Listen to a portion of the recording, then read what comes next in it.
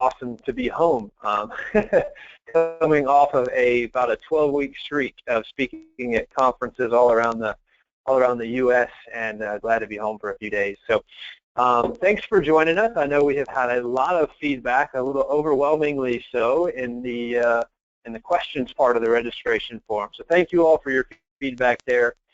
We've used a lot of that feedback and those questions to kind of shape some of our content for today, and excited that you are along for the ride with us. It's a big topic today, and lots of questions came in about what specifically we'd be covering and some of those things. Today we're going to really take a big picture look at how this impacts the travel industry as a whole, and dive deeper into a few different aspects of different parts of the overall acquisition, what we know, and then what we think your response needs to be. Essentially, the what's your next step part of our topic. So thanks for being here with us. Excited that many of you are here, and we have a lot of first-time attendees on webinars with us. So a little bit of background.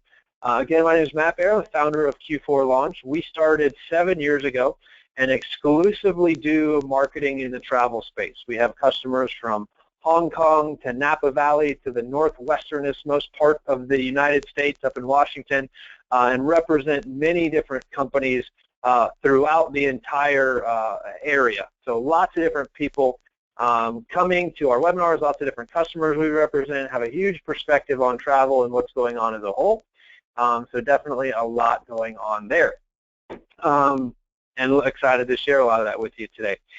My background, I've been in internet marketing for about 15 years now. I used to have an e-commerce company that I had before this company, and been doing internet marketing and content marketing since before we really called it that.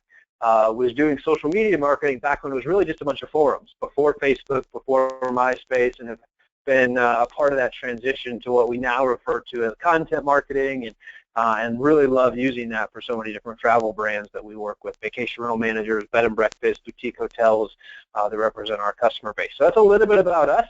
We're an international company and have a very vested interest, as do many of you, into this acquisition and what we're seeing in the market space. So looking forward to diving into that topic together. A little bit of housekeeping that we'll dive into here together. The recording is going to be emailed out in the next few days. I know a lot of people asked about that recording. And then we'll be using the chat panel for questions. So we'll get the recording, we'll post that to our YouTube channel, and then we will email that out to all registrants.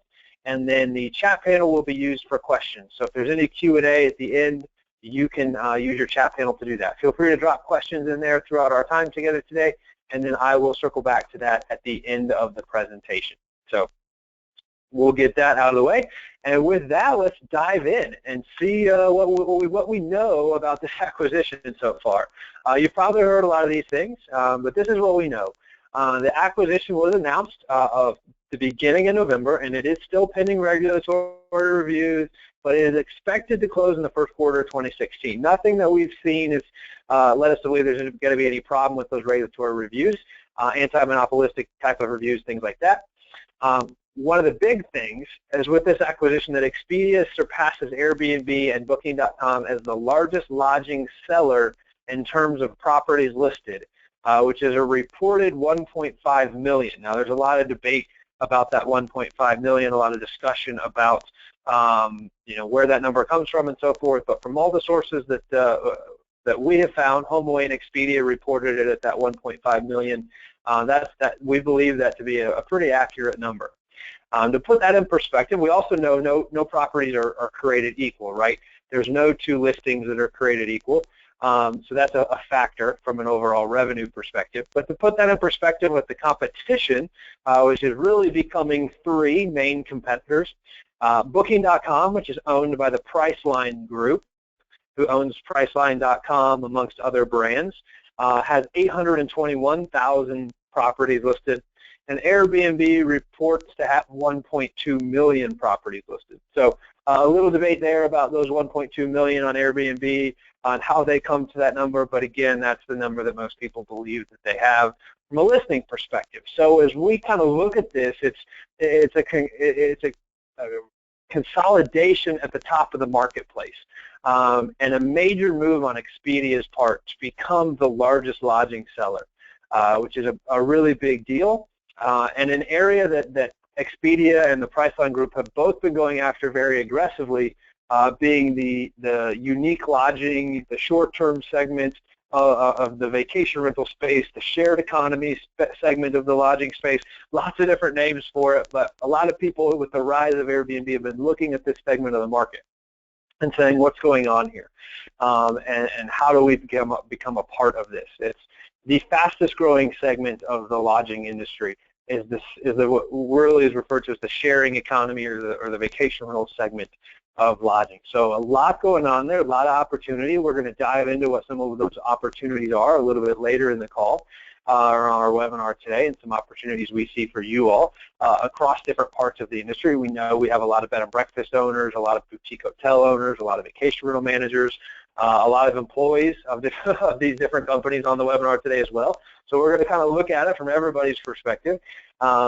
But lots going on. We also know that all of HomeAway's global brands are going to be included in this acquisition. So sometimes with an acquisition like this, a company like Expedia may come in and slice and dice things and say, well, we want this, but we don't want this as far as different brands. But we haven't seen that here, and we haven't seen anything that leads us to believe that. They've specifically come out and said all global brands are going to be included in the acquisition. So we know that's a big question for a lot of people. A lot of people have asked the question specifically about bedandbreakfast.com and some of these other microsites. I say microsites because traffic-wise, compared to HomeAway or VRBO, they're much smaller sites, smaller brands within the HomeAway family. But many of these smaller sites aren't necessarily at the forefront of Expedia's acquisition. From ResFest, as many of you did, ResFest is HomeAway's user conference. Just to kind of put that in perspective, we are partners with HomeAway. We're preferred partners with them and have that relationship. So we're a part of that conference, and we're excited to be there. None of this was talked about at the conference, not surprising, because I'm sure they were in the closing stages of finalizing their deal.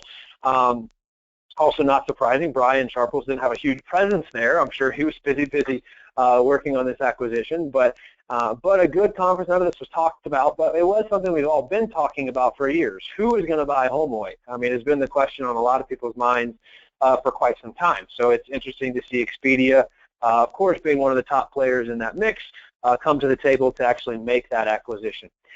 So definitely some surprising news, but all at the same time not that surprising. And as we look at the different brands that are going to be a part of that, there's a couple things that could happen with that. And we know we've had a lot of questions come in on email about this, and I know lots of different employees are on the call. I hate to speculate about anybody's future, but you know, specifically looking at the bedandbreakfast.com product or website, we don't necessarily at this point believe that there's going to be a major shakeup in what we see with that product, at least not initially. One thing that one thought we do have, and something that may happen, as a percentage of overall revenue, and I don't have all these stats, but I know big picture, as a percentage of overall revenue, bedandbreakfast.com is actually a smaller percentage of HomeAway's revenue than many of their other product lines. So when Expedia looks at that and they've bought that as a part of this, there's a tremendous amount of data that comes with that website that's very valuable to Expedia, a tremendous number of listings that come with that website that's very valuable to Expedia. So a lot of reasons Expedia wants that part of the overall product mix, but it's also a very small percentage of the overall revenue mix. So a couple things could happen with that. One, they could say, hey, that data is valuable enough, even though this isn't a huge profit center for us, we're going to keep it as a part of the family because it just supports us becoming the largest travel brand, which is ultimately what these three giants are duking it out for, is to become the largest travel brand with the most market control. And they very well will keep that product or that website as a part of it. Something else that might happen as a result of that is that they could start segmenting and selling off parts of the overall conglomerate that was HomeAway and that is now a part of Expedia, to say we do or don't want these certain products in our product mix because they do or don't match our strategic vision for where we're going as a company. That is 100% speculation. We have no evidence. We haven't heard anything that leads us to believe that. But as we look at the overall acquisition and we look at acquisitions like this, not just the travel space, but nationwide, worldwide, we do see that type of behavior sometimes in acquisitions. If there's a part that doesn't match their strategic vision, they may segment, pull that back apart, and sell that piece off to somebody else. We see that happening quite a bit. You see it more with a distressed company or distressed asset, in which case bedanbreakfast.com is by no means a distressed asset. It's a very strong brand, very strong website, very strong company, very strong business in and of itself. We're just, throwing out the potential things we could see happen. Regardless of which of those things actually happens, whether Expedia keeps it and rolls it in because they want those listings, they want that data, or they strip it out and sell it as its own business unit, or they do something entirely different with it that we can't predict. How you respond and what your strategy should be in preparing for that potential scenario doesn't really change. So regardless of what Expedia does, it's out of your control.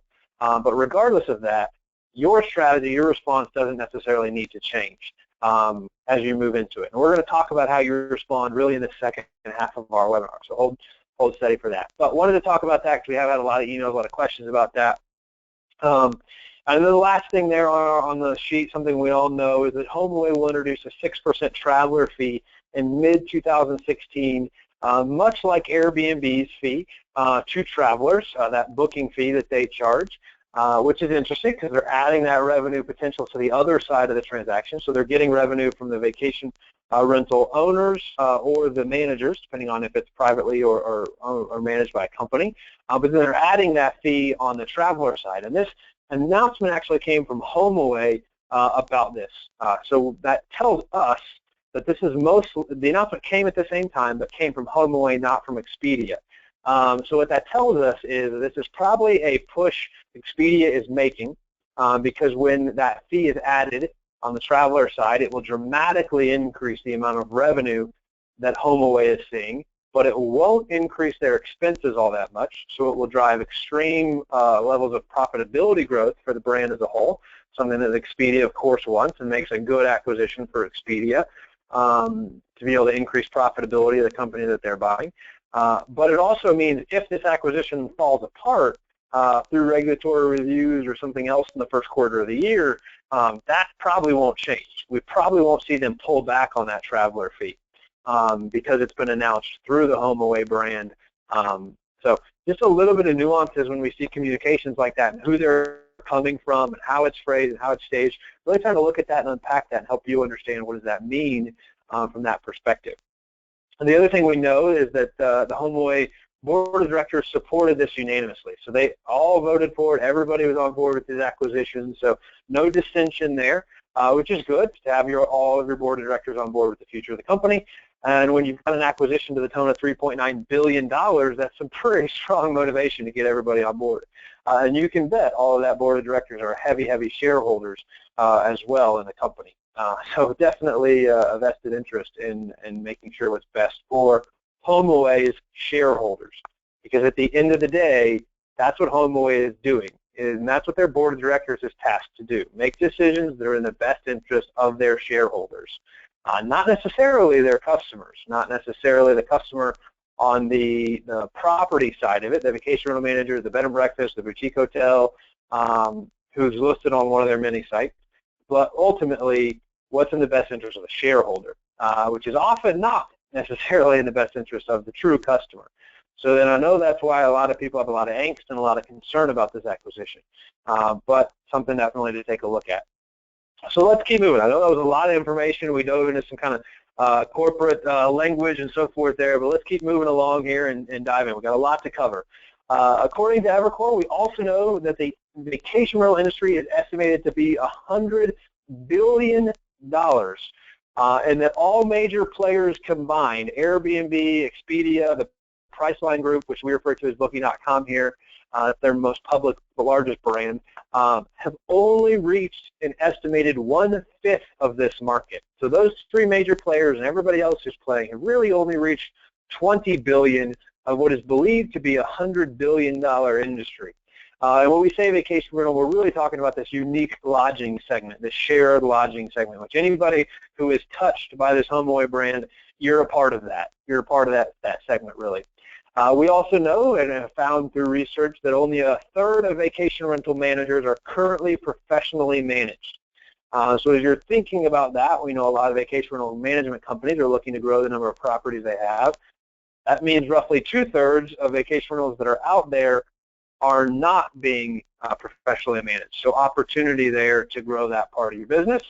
And Brian Sharples in his presentation at RedFest also talked about the growth they're seeing in the number of vacation homes being bought. So not only is there a large segment of that market that's available to capture, that number of homes where that market size is also growing. So that's an important consideration.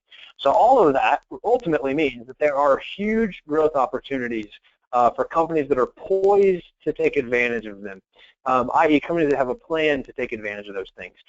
This is a ballooning industry right now, lots of investment coming into this space right now, and you, if you have a plan, have a tremendous opportunity. The other thing we see, and that we believe is happening from this growth and this change in the industry, is that while there's a huge growth in the number of properties and the opportunity to pull on properties, there's also a huge increase in the perception that properties can be owner managed. So you're going to see more people managing properties on their own. So that's definitely something to keep in mind as you're trying to think about that as it affects your overall business. So here's a little bit about what we believe. That was a lot of what we know statistically and kind of based in fact with a little bit of what we believe and some conjecture mixed in there. But this is really going to be focused on what we believe. We believe that this acquisition, and if you read a blog we wrote, which got a ton of traffic, and we had a lot of emails and calls about that on our website, very short and to the point, but brought this conversation up. This is one of our points there, that this acquisition solidifies the growing vacation rental segment as a major player in the lodging industry, meaning that it is becoming a major player to compete with hotels and other segments. As that's happening, expect to see continued increase in regulation around the independent lodging sector. We don't know how all that's going to trickle down, but vacation rentals, bed and breakfast, shared housing, those typically have different regulations than boutique hotels and hotels. So that's why we segmented those apart for that part of the conversation. But expect to see some regulation changes happening there. One of the other things you need to expect to see, and we're already starting to see this in certain markets, is to see major legal attacks being launched by big hotel money. There's a lot of research, a lot of hoteliers have come out and said, hey, our numbers are good, we're not seeing an impact from Airbnb, we're investing into building new hotels, we're investing into renovating the hotels we have, everything is good, everything's great. If you were on our marketing predictions webinar for 2015 that we taught at the beginning of 2015, we talked about the growth in the hotel business, and there's more hotel rooms coming online now than any point in our country's history dated back to the 40s, 50s, 60s. I can't remember the exact statistic, but investment in hotels was higher than it had been in over 50 years. So that was exciting. But we also do believe that there's part of that market that says, hey, we don't want to play against this shared housing segment. So we're just going to sue them. And there's going to be a lot of legal battles happening in the coming years over this issue because it's kind of a let's protect what's ours type thing.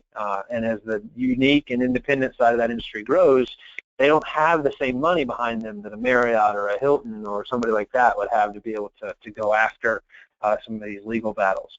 But what that means for us as an independent group is that we have to band together with our state and national associations to ensure fair representation for all in a level playing field. We hear this level playing field talked about quite a bit, and that's what I think everybody really desires in the space. But we need to look at that as the shared economy is coming on and impacting some of the established segment of this business, but the hotel side of the market sees all of us in this independent lodging sector as that kind of threat. It's not just the shared housing they see as a threat. They see all of it as a bit of a threat. So they're going to remain after all of that to a certain extent, definitely more focused on the shared side of it, the unregulated side of it. But we need to band together as a group to ensure fair representation for the independent lodging sector. We believe as a company, and this isn't out here or on these slides, but we believe that the marketing Airbnb is doing is going to help all of us. We believe that the marketing Expedia will most likely be doing now that they're making this acquisition to push vacation rentals more specifically, is also going to help all of us. A lot of that marketing may still be under the HomeAway brand, and Brian Sharples shared some of his marketing vision for the coming year and their new director of marketing and some of those things. but we think that that's going to raise the awareness of independent lodging as an option for consumers and be a good thing for everybody. So we're really excited about that. That's why we as a company are so heavily invested, because we love the independent lodging sector. We don't, we tend to not stay at the big box hotels when we travel. We love this segment of the market and are very passionate about it and love calling it our home from a work perspective. So just something to be involved with there. You've got to be plugged in. You have to be a part of the solution to making it all come together. Something else that's been interesting is that we see there's a major shift happening in who is investing in vacation rentals. But we believe that you should expect to see an increase in investor activity as vacation rentals become more mainstream. And not just the vacation rental side of the business, but also the bed and breakfast side of the business, the boutique hotel side of the business. We've seen a large increase in investor activity in the boutique hotel side of the business. That's a huge growing segment of this independent lodging sector. But what we have also seen a large growth in the vacation rental side of the business, in that the traditional owner of these properties isn't the second home owner anymore. One stat that we saw says that Airbnb, or stat from Airbnb opponents, claims that 40% of Airbnb listings are actually investor-owned. So it's positioned as a shared economy thing, but there's a lot of investors jumping in that market to play in that space. I think that statistic is pretty high. It might be a bit higher than it actually is, but it's a stat, so somebody did some type of research to find that. But we do believe that there is an increase in investor activity across the board in the independent lodging segment, which is also, I think, what's driving some of the big hotel money to invest in the fighting legally with this segment of the market. Because it's becoming more mainstream, becoming more competitive. So that's important. We also think there's going to be a clustering effect happening where people, and we're starting to see this in several markets, several of our customers actually have already done this in many different markets, where a boutique hotel or a bed and breakfast or a vacation rental company will start clustering with other parts of the overall vacation rental market. So we have, I don't want to call out any cities, but this has happened in many cities that we see across the U.S., and I think a tremendous opportunity, and one we're going to touch on briefly here in a little bit, to start combining some of these different segments of the independent lodging sector together to create a more diverse company as a whole. So some cool opportunities happening there, and some awesome opportunities from investors really segmenting this part of the market and going after it. Some real serious money coming into this segment of the market, whereas before, banks wouldn't touch it, lots of different people wouldn't touch this segment of the market because they didn't understand it. Short of a traditional second homeowner. That was very easy to get financing for a second home, but not as much looking at it as a true investment. As we do that, the vacation rental manager needs to develop a strategy to reach these investors expanding in this market. Not just the vacation rental manager, but really all of us who are invested in this independent lodging sector. There are, if you're for sale as a bed and breakfast, maybe you need to start looking at that a little bit differently and targeting or profiling who your buyer might be a little bit differently. Maybe looking at these investors who are looking to get into this part of the market more so than who you traditionally looked at. But as we're talking to these people, as we're talking to these customers, their questions and concerns are going to be very different than traditional buyers or homeowners we've talked to in the past. So we have to change the way we're positioning our brand as we go out and try to reach these people. A tremendous opportunity as well if you have a lot of people that you either know or that you're already managing property for that are high net worth individuals or investors looking to grow into this segment, is to identify your most profitable listing types in your market. So let's just say you're in a huge market for bachelorette parties. Charleston is one, for example, so that's why I'm going to use that.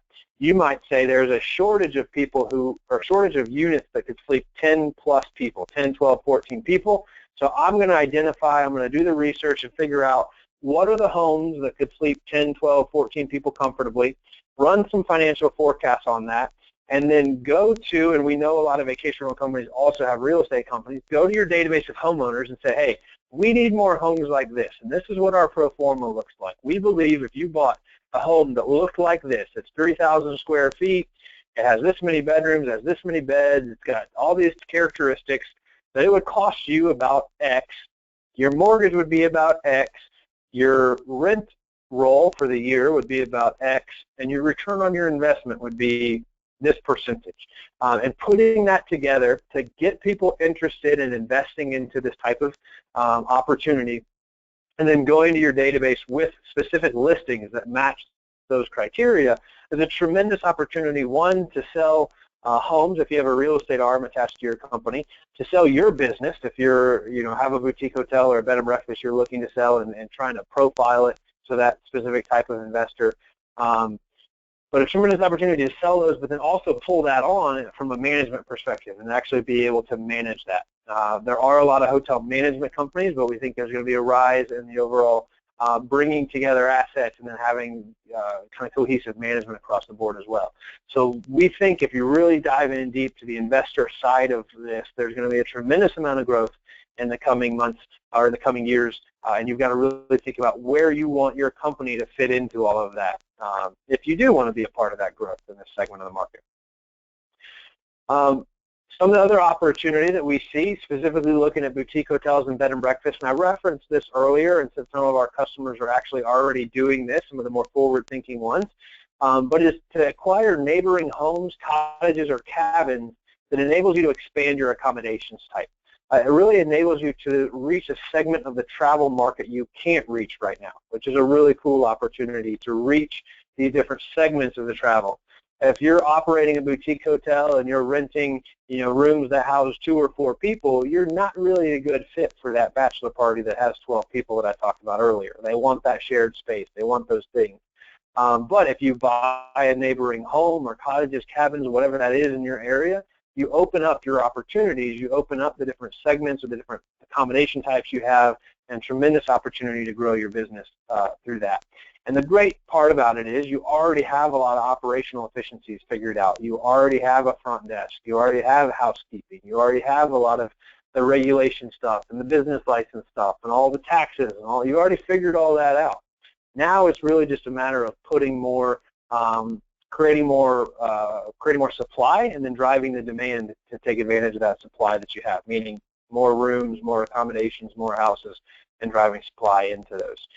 We also think an opportunity for vacational companies to be able to do annual leases on property and then short-term that out if they're zoned and approved for all that, of course.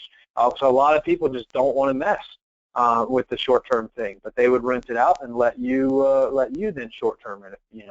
A lot of opportunity to do that. Or where you think we're going to see a rise in vacational companies using capital to actually acquire their own properties. We're seeing some growth there now. We have several vacational companies we work with that own all of their properties, which is a pretty different approach, much more capital intensive, but much higher margin because they own all the properties, not just manage them.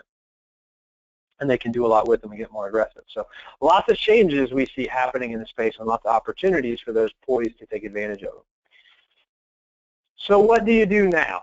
That's a lot of information on what's happened with the acquisition, what we think there are from an opportunity perspective, and now we want to have that conversation, kind of that second half of that conversation of what do we do now, and then we'll kind of connect with some questions and answers as well. So continue using that chat panel. I see some questions are already rolling in there, but keep using that chat panel. We'll get to as many of those questions as we can here at kind of the second half of our time together today. So what do we do now? We believe 2016 is going to be the year of the brand. We talked about this a little bit in our predictions for 2015, and we've seen that happening. But your brand, your company's name is going to be more important in 2016 than it has ever been before. We expect that there's going to be a strong acquisition year for independent vacation rental companies, bed and breakfast, boutique hotels. We expect there to be a lot of investor capital or venture capital pouring into this segment of the marketplace. So we do believe it's going to be a strong acquisition year. We also believe that the brands that are the strongest, that are receiving the most direct bookings via yourownbrand.com, so your own website essentially, will receive a premium price over those that don't, meaning that it's a lot harder for someone to duplicate what you're doing if you're getting a lot of direct bookings and you have a strong brand. If you're not familiar with a lot of branding concepts, I mean, that's really at the core of what a brand is about. It's about creating something that is very or reproduce. You could open another vacation rental company very, very easily, and we've seen a lot of them come into this space. Now that the economy is doing better, people are more willing to take that risk. But if you're an established company and you've been there for 20 years, you have a brand, you've been investing into that, you need to continue to invest into that brand. And the same is true with bed and breakfast, boutique hotels. You have to be investing into your brand because you are going to see an increase in competition no matter what.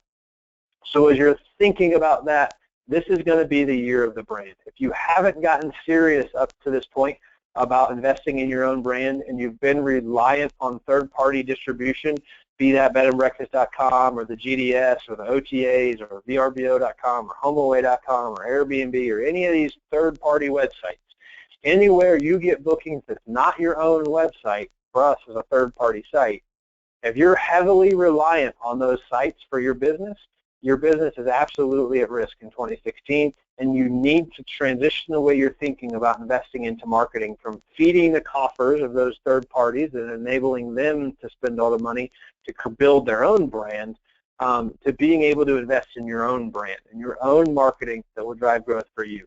This will help you stay more relevant to your customer and your homeowners and everything else.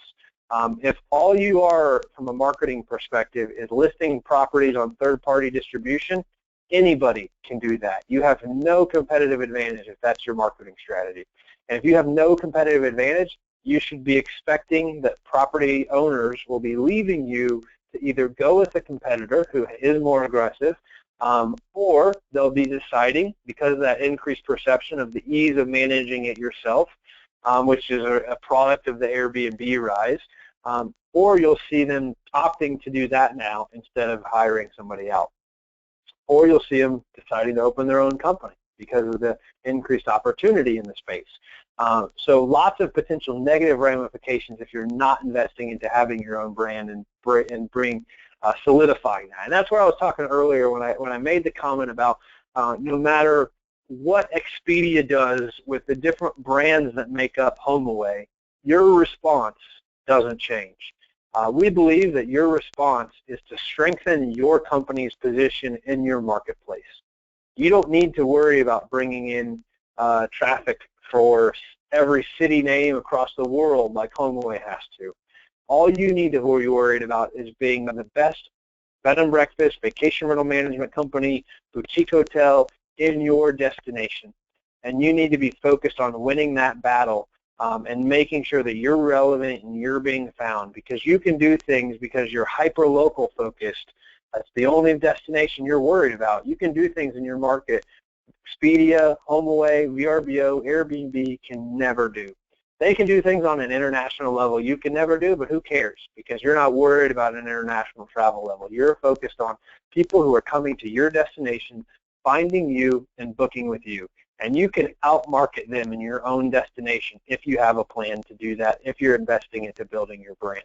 And that will absolutely drive success for you in 2016 and years to come, and it will increase the value of your business overall. So as investor capital comes in, if that's on your radar, you're thinking about retiring and getting bought out, that will increase the value of your business multiple times and be able to help you make that exit in a well-positioned place. So let's dive into this a little bit.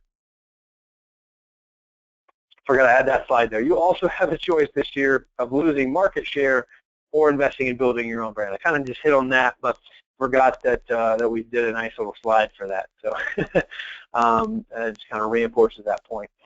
As we look at this, we do believe competition is going to increase within online travel agency websites. And if they can't increase demand, i.e. travelers coming to their site, at the same pace they're increasing supply or inventory or properties listed, every individual property who is listed will see a decrease in leads and inquiries coming from them. So again, if the third-party distribution sites can't increase demand at the same pace they're increasing supply, you will see a decrease in leads and inquiries coming from them.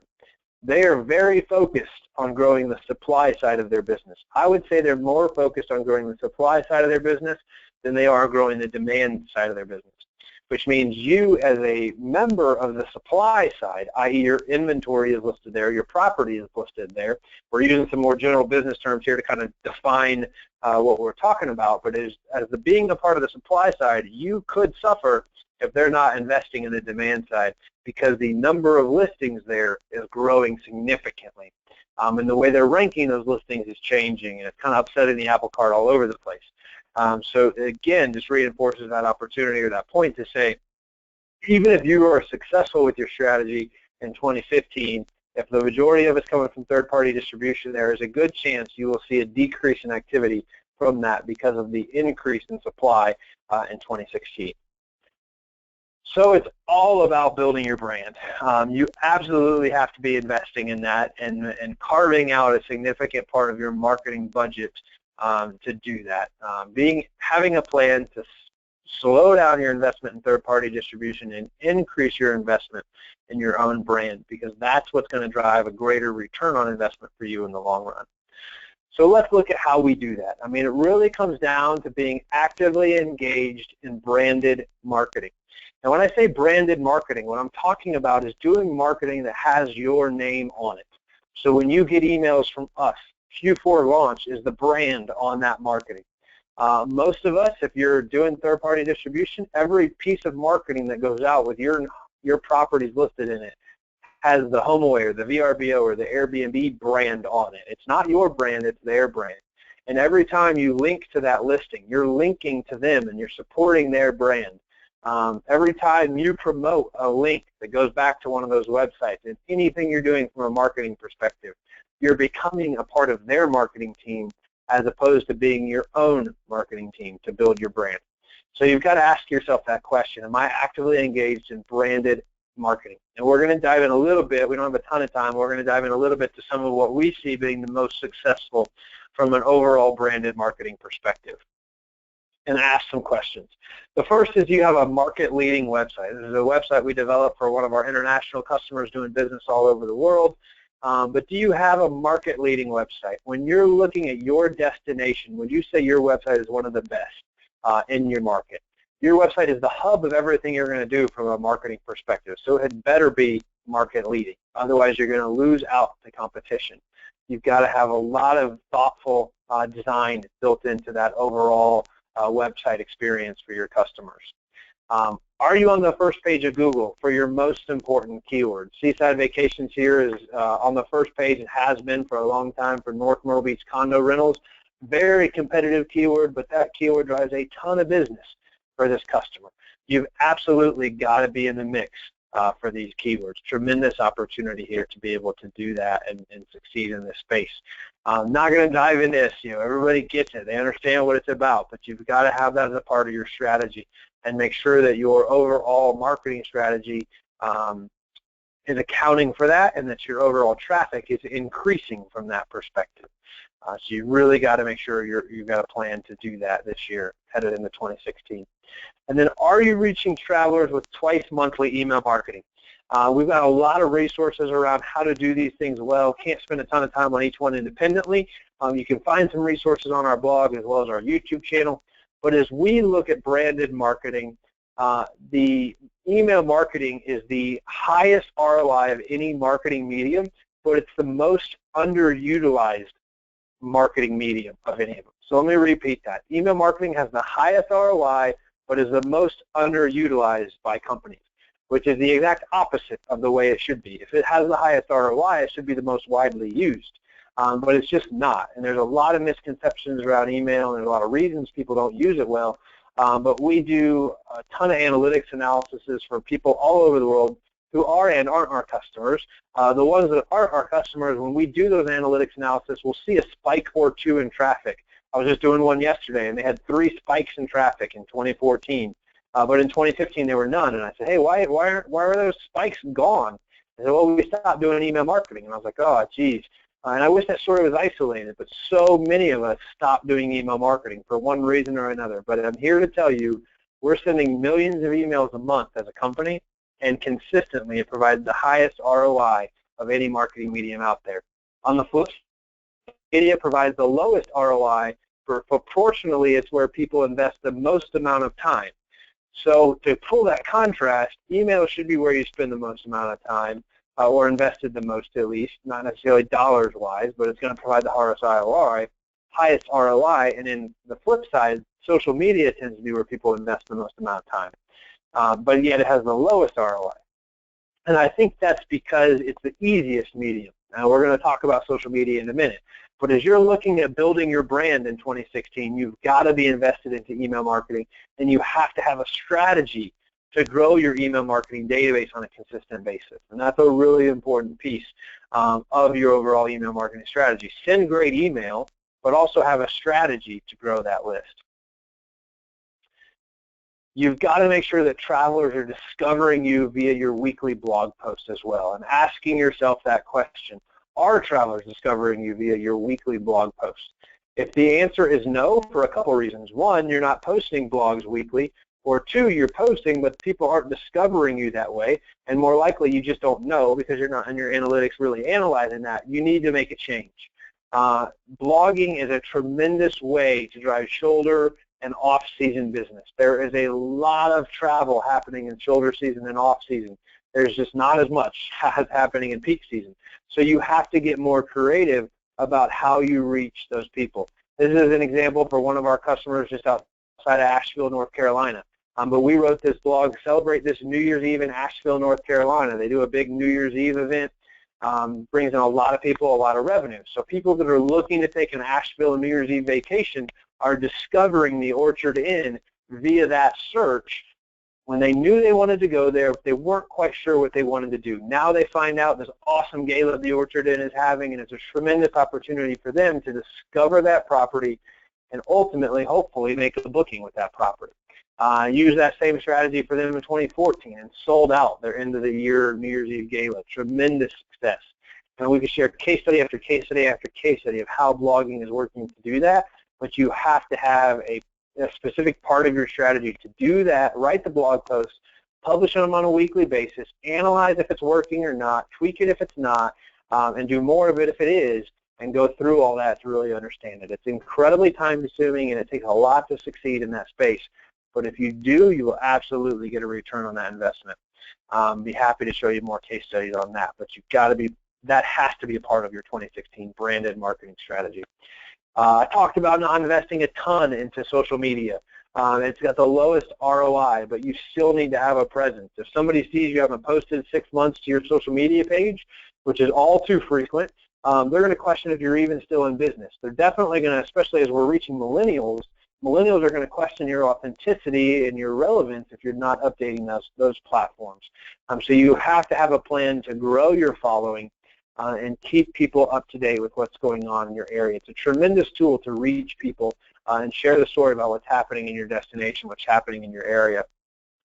And we believe it's very important to grow your following at 5 to 10% per month, because when you have an opportunity, when you have a sales message or a special or an event going on, that's the people, that's the audience that you have invested into building that you can reach with that message. And if you haven't grown your audience, you're just limiting your reach to be able to get that message out in front of people when you need to get it out.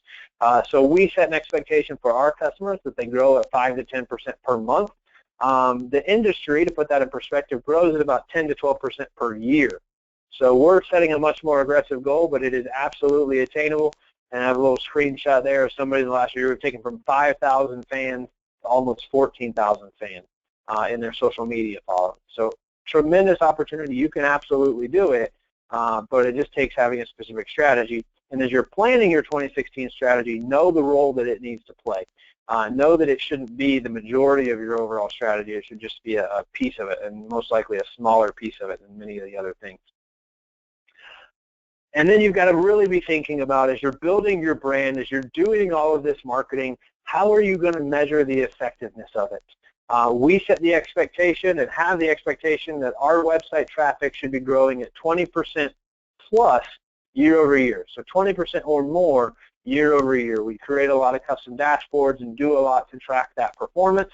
But it's a really important piece, because if you're doing all of this and you're planning to invest into your own brand and marketing in 2016, you have to measure the effectiveness and the return on investment that you're seeing from those things.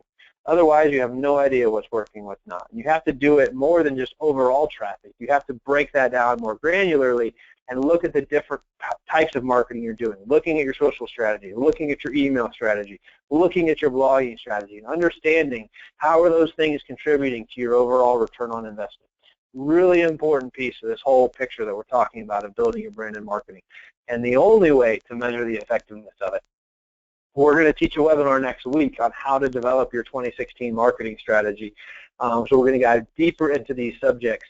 But as you're doing those, it's very much going to start with analyzing how well your 2015 strategy worked and what areas it worked in. And if you're not in a place where you're an analytics expert, making sure that you can find somebody who can help you develop that strategy to grow your brand and your business in 2016. As we look at that, you've got to be monitoring your Google Analytics on a weekly or at least monthly basis. So we pose that question to you because if you're not monitoring them on a regular basis, you have no idea what's working and what's not. And you're missing tremendous opportunities to really grow your business in that way. So make sure you're doing that at least monthly, but ideally weekly.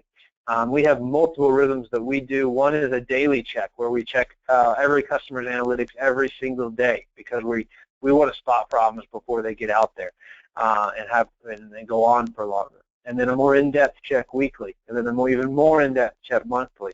And if at any point you see a red flag in any of those three checks, the quick daily check, the in-depth weekly check, or the really in-depth monthly check, you need to take action on it. So you've got to be doing those things to figure out what's going on in your marketing. We tell people that we believe your analytics is basically like your heart rate monitor, or you're tracking the pulse of your business, if you will. And you need to be, just like if you were at the doctor, they'd be tracking your heart rate, or if you're an athlete, you're tracking your heart rate on a regular basis. The traffic to your website is the pulse of your business, and you need to have your finger on that pulse all the time and understand what the data tells you and how you need to be tweaking your strategy as a result of that. So you've got to be actively involved in monitoring your analytics, or make sure somebody is, whether that's somebody else on your staff or the marketing partner you're working with, make sure that they're actively doing this and providing these reports to you so that you then as the marketing director or CEO or combination thereof of your business are able to make decisions, data-driven decisions off of the data you're getting. So what's your next step? We know we've given you a lot of information, and the whole point of this today was what do you do now, right? What have we learned and what do we do now? To try to help you take that next step, we're offering our brand marketing grader. If you've never been with us on a webinar before, we always try to end with a call to action to help you take a next step. Ultimately, we want the independent lodging segment to step up and do our marketing better as a whole, because we believe as a segment of the industry, we will all succeed if we all start doing our marketing better.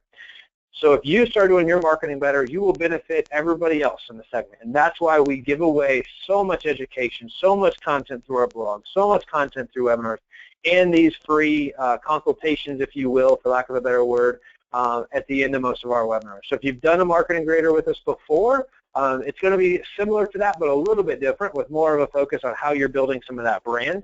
If you've never done one with us before, if this is your first time on a webinar, highly encourage you to take advantage of that opportunity. It's absolutely, it's not a sales call at all. It is very much you will get a list of action items you need to take to improve your overall marketing. You'll get a score of 0 out of 100 on how well your marketing is doing from some software we have. We customize that based on the human eyes piece of it, and then we'll provide you action items on steps you can implement today to take action, and real easy things you can implement. Some of it's in a matter of minutes, some of it's more involved, but you can take next steps to improve your overall marketing. So watch your email. I'll be sending a follow-up email to everybody who registered today so you can take advantage of that and request that. We are going to have to limit that. We had over 300 people register for today's webinar, so we're going to have to limit the number of those we do just because they are very time-consuming. So we'll probably cap that out at like the first 20, 40, 50 or so that come in. So if you're looking to get that done, bear with us, give us some patience. It will take a while to get to everybody, and we'll probably have to cap that out somewhere between the first 25 and 50 that request it. So. Awesome. I know we've been getting a lot of questions in the chat panel as we've been going out throughout our time together today, but I'm going to hang out and answer as many of those as I can. You've got questions, we have solutions, right? I mean, you've got a question that stems from a problem you have. We want to help you solve that problem. So let's dive in and start answering some of these questions. Also, a little bit of information there for our next webinar, how to develop your 2016 marketing strategy. I referenced that earlier.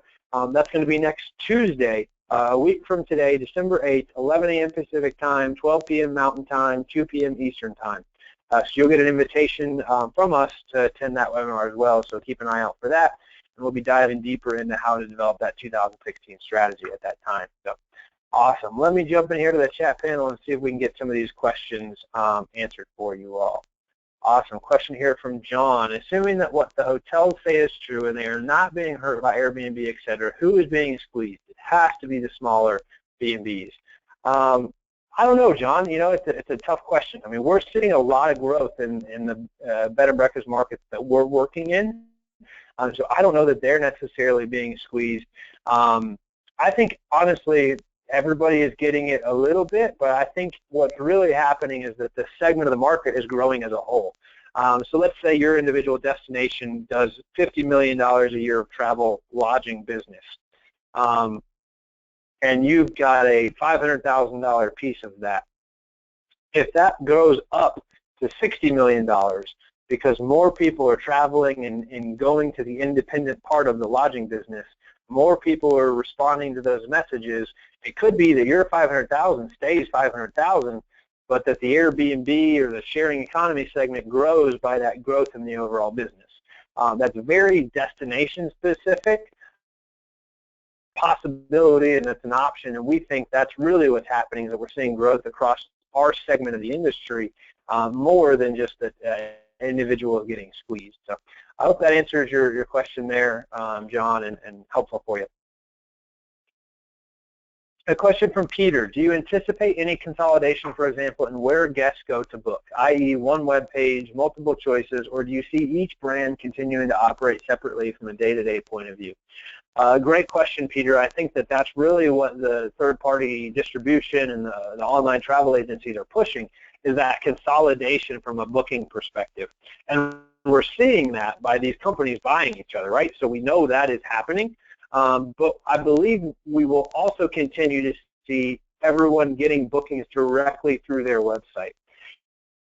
And at the point where that part of your overall business starts shrinking, you become controlled by the people you're getting bookings from, because wherever the revenue or the money flows through, that's the person who has control.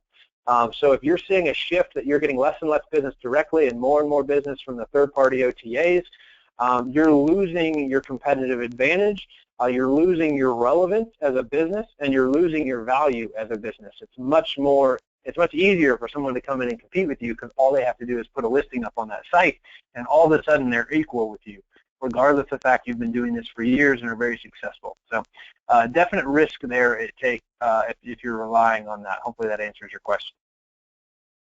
Another question here from John. Do you have any data that shows whether folks are moving away from the breakfast part of B&B and that traditional vacation rental, i.e. do-it-yourself? Is this a new model? I don't have any in that. It's an interesting question, John. There are some conversations we've had with some of the major national players that would provide some light on that. I'm not at liberty to share kind of all of that from a brand perspective, but you are seeing that some, but there's still a heavy segment of the market that is part of the travel experience. So I don't know that I would necessarily recommend that. It's really about how are you building your brand. If you're building your brand as a bed and breakfast, that's a really important part of it. If you're building your brand as a boutique hotel or a vacation rental, that's really not a customer expectation. For Airbnb, you're seeing that more and more, that the people are positioning that kind of combination of the vacation rental with the B&B in a limited breakfast. So it really comes down to a branding and where you want to position yourself, John. A question here from Frank. Will we continue to have the ability to call the person making the inquiry when they provide their telephone number? I can't predict the future as far as that goes, Frank, and say yes or no, will you have that ability? I think the OTAs and those people are trying to gain more and more control over the customer. So I wouldn't be surprised if you had less and less opportunity to interact with that guest in advance. So a quick answer, but not a definitive thing. Question here from Janice. Will Expedia keep the software companies? Great question, Janice. I actually was pondering that quite a bit and preparing and writing the webinar today. And I don't know an answer. I couldn't come up with a definitive enough belief to be able to make a statement in the webinar today. I think they will, most likely, because if they own the software company, they also own the right to analyze all of that data. Priceline bought the Booking Suite earlier this year, and I think that was more about the data that Booking Suite had in it than it was about the revenue stream that Booking Suite had. And I think the same is true from a software perspective as far as a value to Expedia. That data that lives within that software is tremendously valuable. Tremendously valuable when you're talking about macro travel trends and being able to spot those, analyze those, and make decisions. So I believe they will, if nothing else, from a data perspective, even if they don't need the profitability coming out of those businesses. Those are definitely expensive businesses to run. They're typically very profitable businesses as well, but it's it's an important thing to be thinking about.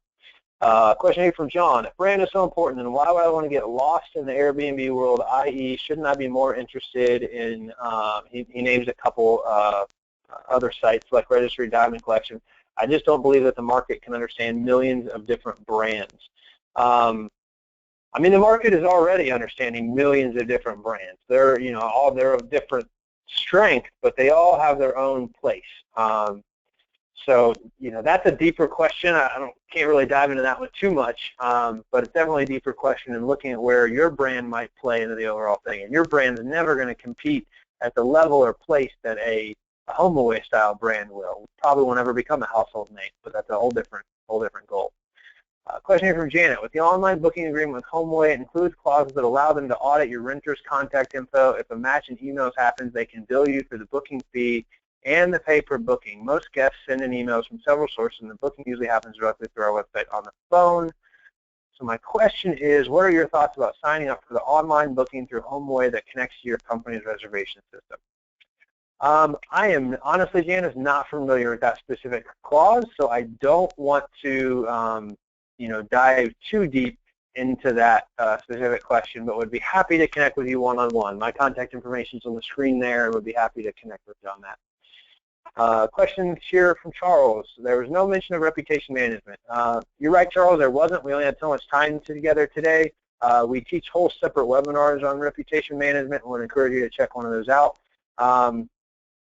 And mention Google changes affecting traffic analytics. There are a lot of Google changes affecting traffic analytics, so I can't quite answer that question for you, Charles, either, because I'm not sure of it, but please do get in touch with me directly. I'd be happy to answer anything I can. Question here from Frank. If I'm concerned that Expedia will hold contact info from us as well as hold payment, and it will be up to us to collect from them, what's your opinion? I do believe Expedia will hold contact information from you. I don't expect that they would hold payment from you, although they will likely hold it until the checkout and some of those other things. So that's not necessarily, again, I think that speaks to the importance of building your own brand and direct booking, so you can set your own payment terms. But I'm not sure what they're going to do with the payment terms as a part of that. Question here from Lori. Even though you value developing your own branding more than being listed with OTAs, do you still recommend that properties list with Airbnb? That's a really property by property specific thing. I don't see the harm in it, especially with their business model specifically. But it's something you've got to evaluate on an individual basis, Lori, and an individual market and so forth. Question here from Bonnie. My experience has been Google doesn't want to clutter their space with millions of one condo owner listings. You must admit when branding you need a group of listings to be viable in search. Absolutely, Bonnie. Definitely agree that you probably won't get one condo owner listed. The condo example that I gave, they have 160 properties ish. So that wasn't meant to say that an individual condo owner should be going out and trying to compete, in Google search. I just don't know that makes a lot of sense. So apologize if got some misconception there. Our content today is really designed to be for the professional property manager, vacation rental manager, bed and breakfast owner, operator, and boutique hotel. Not so much for the individual homeowner. So hopefully you still found some things valuable for you, Bonnie, if that's kind of you. Question from Robert here. Is there any regulation coming to limit the booking fees from these third-party sites? It seems like we as room providers are captive to pay whatever percentage they ask for or risk empty rooms. This hurts the consumer in the hotels and does not really provide any value. I can't really agree with you on that one, Robert, that they don't provide any value. I mean, they're providing you room nights. And, you know, in a competitive world, they can charge whatever they want to charge a booking fee-wise. And either they're charging the guest that, and the guest knows that, and they're okay with it, or they're charging the property owner or management that, and the property owner or management agrees to it at that time. I don't anticipate regulation coming out to limit that, but if you're feeling squeezed by that, and that's a big part of this, right, is the bigger they get, the more power they have, the more they can drive rate or percentage commission higher on you, the less power you have. I mean, that ties so directly into the conversation we're having today about the importance of building your own brand. So really encourage you to think about that, Robert. Another question here from Bonnie. What about gathering together with owners in your area to create a boutique directory and brand that? Work on then networking with multiple boutiques to create a larger brand. That's a great idea, Bonnie, and a lot of people are doing that, and it's a tremendous opportunity. So really encourage you to do that. You just have to look at investing into marketing that brand, building that brand versus building your own brand. So you just start investing into a lot of different places. You got to balance all that from an investment perspective.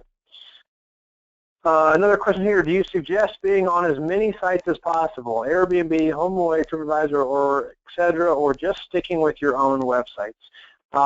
Again, Robert, that's really a specific question that we wouldn't want to answer as an industry as a whole, because I can't say yes or no. It really varies based on an individual customer. And would encourage you to request that marketing grader, because on that call, we'd be able to answer that more specifically to your situation and analyze that more specifically to your situation. So really encourage you to let us help you with that, but on a very micro level for your business, instead of trying to make a broad brushstroke for the industry as a whole. It's just nearly impossible to do because everybody's in a little bit of a different place. So hopefully that was helpful for you. Awesome. Well, that is all the questions we have in the chat panel. It is just a little bit after our time today, but thanks everybody who tuned in and staying along all the way to the end. Please do take advantage of that marketing grader. If there's anything we can do to help, check out our brand marketing grader. You will be getting an email from us shortly so that you'll be able to request that, and we'll be happy to connect with you and answer more specific one-on-one questions and work with you as you're thinking about building your own brand. Thanks everybody for your time today. I look forward to talking to you all again soon, and hopefully seeing you on our webinar next Tuesday on developing your 2016 marketing strategy. Have a great